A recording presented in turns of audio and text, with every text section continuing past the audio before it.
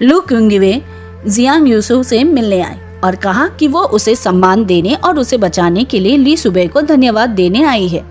उसे उम्मीद थी कि जियांग यूसो उसे रहने देगी और वह दास या नौकरानी के रूप में ली सुबे की सेवा करने को तैयार थी।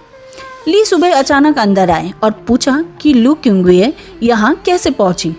उन्होंने कहा कि आपदा से बचाने के लिए उन्होंने पहले ही उसे जियांगनैन में अपने पुराने घर में भेजने का प्लान बना लिया था।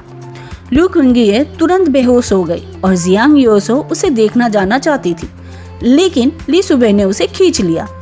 जियांग यूसो ने पूछा कि उसने डॉक्टर को क्यों नहीं बुलाया, लेकिन ली सुबे ने कहा कि ली क्युंगवे जानबूझकर बेहोश हो गई थी और वह उसकी कॉन्क्यूबाइन के रूप में रहना चाहती थी, जिससे जियांग यूसो स्पष्ट रूप से देख सकती थी। जियांग यूसो ने सोचा कि खुद को एक आदमी के सामने पेश करना बिल्कुल वही होना चाहिए जो ली सुबे चाहता था, लेकिन ली सुबे ने व्यंग्यपूर्वक उसे एक उदार राजकुमारी कहा। जियांग यूसो सीधे चली गई। लू क्युंगवे ने ली सुबे के लिए शराब डाला और कहा कि वो जीवन और मृत्यु में उसकी है। ली सुबे ने उसे रहने देने का वादा किया और जियांग यूसो ने बाहर से सुना, बहुत दुखी महसूस किया और चली गई।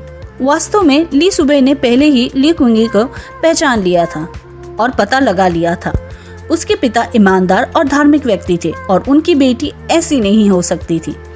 इसके अलावा उसे केवल नई चोटें थी, पुरानी नहीं। यह व्यक्ति वास्तव में जिंग यू लो का हत्यारा चुनवे था, जो ली सुबे को मारने आया था। चुनवे ने कहा कि जू जी बेकार था और वह उसे मार नहीं सकती थी, इसीलिए वो खुद आई है। ली सुबे को एहसास हुआ कि जियांग यूसो अब खतरे में है।